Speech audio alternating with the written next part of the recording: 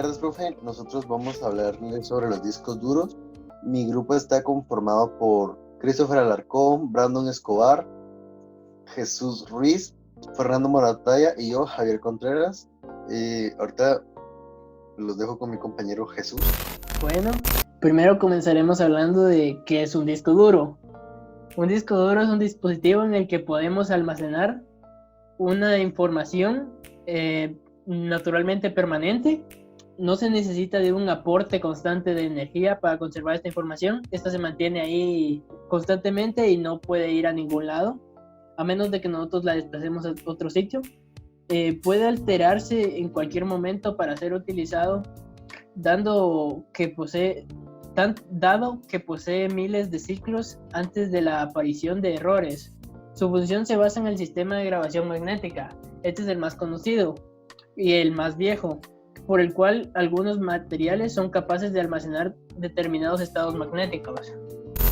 Luego tenemos lo que es la estructura del disco duro. Como podemos ver, en la parte de arriba tenemos acá nuestro motor. Tenemos los platos magnéticos, que son estos de acá. La alimentación, que es este conector de acá. El bus, que es este de acá. Tenemos los cabezales, que es esto de acá. Y la conexión PSB, que es justo la que está acá. El disco duro es un dispositivo magnético y mecánico, con partes móviles, siendo por tanto más delicado que otros sistemas de almacenamiento comúnmente. Los datos se almacenan sobre estos discos duros que podemos ver acá, que están recubiertos de una fina capa de material magnético, a ello su nombre. Estos platos están situados en un eje común e impulsados por un motor que se encuentra justo ahí en el centro, como pueden ver, a grandes velocidades. Los modelos actuales pueden impulsarlo a una velocidad de 7.200 revoluciones por segundo. Esto en los modelos más actuales. Son dispositivos electromagnéticos que se sitúan sobre la superficie del plano flotando. Esta falta de contacto con la superficie del disco les permite altas velocidades de lectura y escritura. Las cabezas, a su vez, están unidas a unos brazos actuadores que pivotan solidariamente alrededor de un eje propio situado a un lado de los conjuntos de platos, de forma de que la cabeza puede deslizarse radialmente sobre la superficie del plano, como podemos ver acá, con lo de la cabeza de acá. La superficie de los platos debe ser absolutamente libre de todo elemento contaminante, tiene que estar siempre limpio.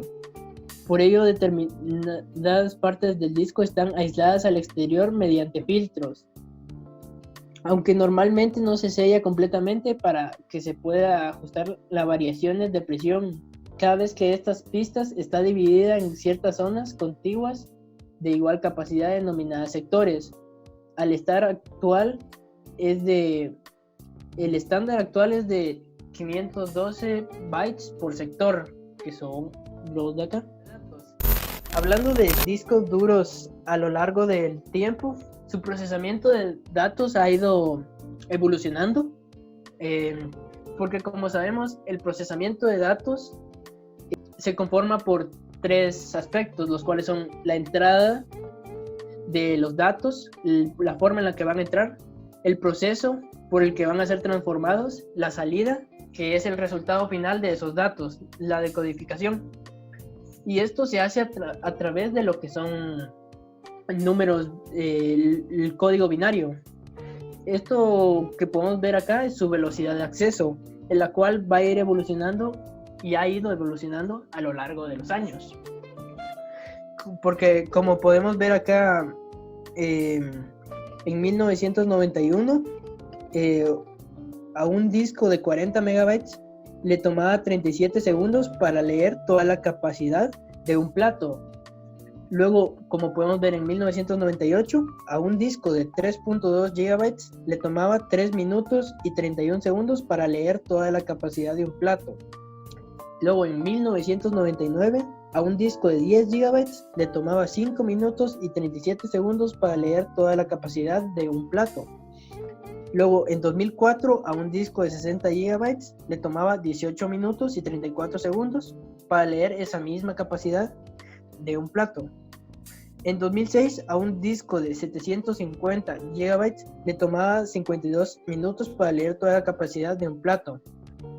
Y 2012, que es un año más cercano al nuestro, a un disco de 2 terabytes le tomaba una hora y una media hora leer toda la capacidad de un plato. Y esto ha ido evolucionando a lo largo de los años. Bueno, yo les voy a hablar sobre la capacidad de disco duro. La capacidad de almacenamiento varía en funciones de tamaño. Cuantas más espaciada tengamos, mayor tamaño de información y programas podemos guardar en ella.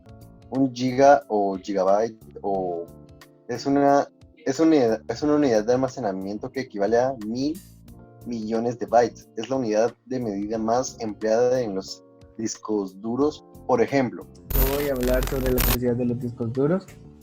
En 1956 salió el IBM 305 RAM Disk System y podía almacenar 5 megabytes en 50 discos de 24 pulgadas de diámetro. En 1961 salió el disco IBM 1301, podía almacenar 28 megabytes.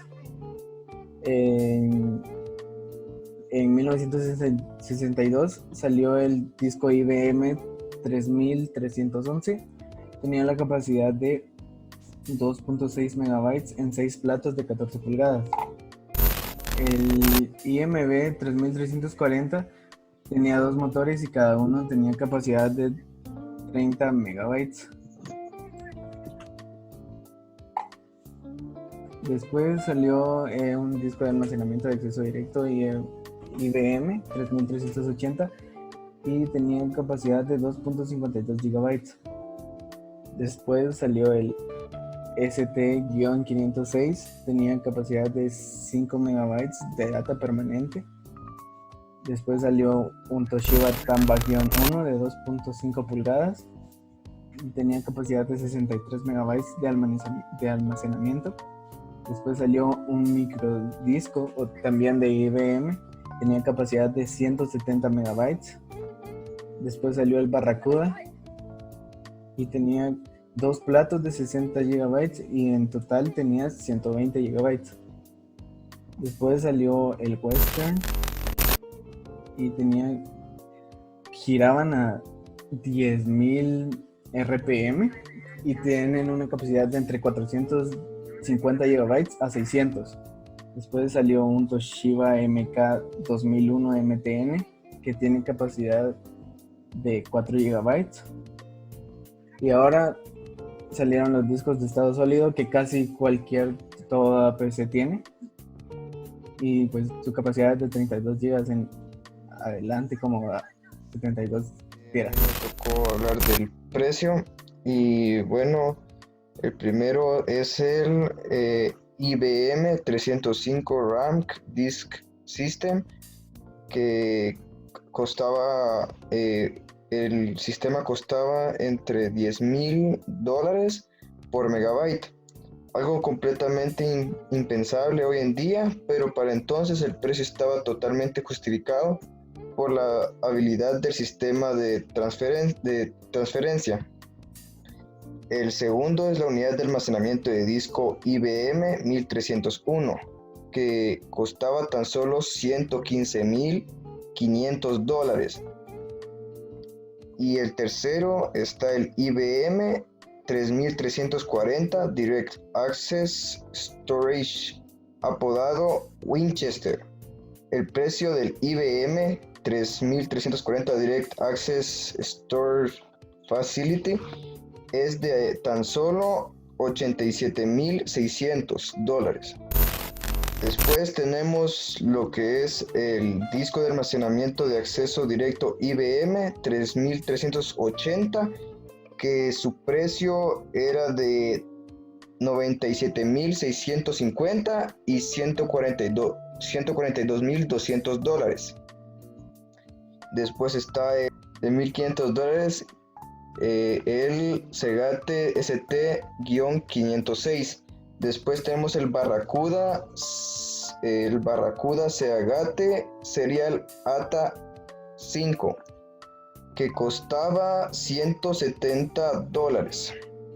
Y después tenemos por último el disco de estado sólido, que estos discos rápidos y silenciosos eran lo mejor en el mercado, si podías afrontar su valor de $699.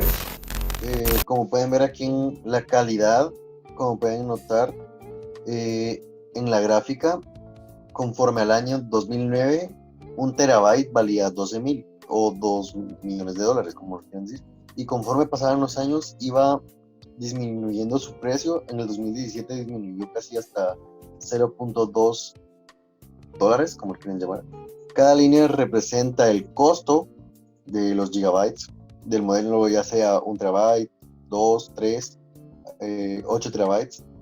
En la base de la calidad de los discos duros ha ido mejorando a lo largo de los años en la capacidad y el precio.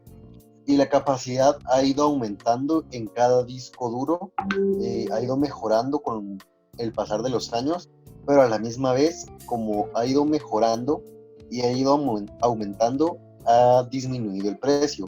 Ahora un disco duro de 64 gigabytes ya cuesta mucho menos de lo que costaba en años anteriores. Los tamaños de discos duros. Los tamaños también han variado mucho, donde los primeros discos IBM hasta los formatos estandarizados actualmente medían entre 3,5 pulgadas los modelos para la PC y servidores, y 2,5 pulgadas los modelos para dispositivos portátiles.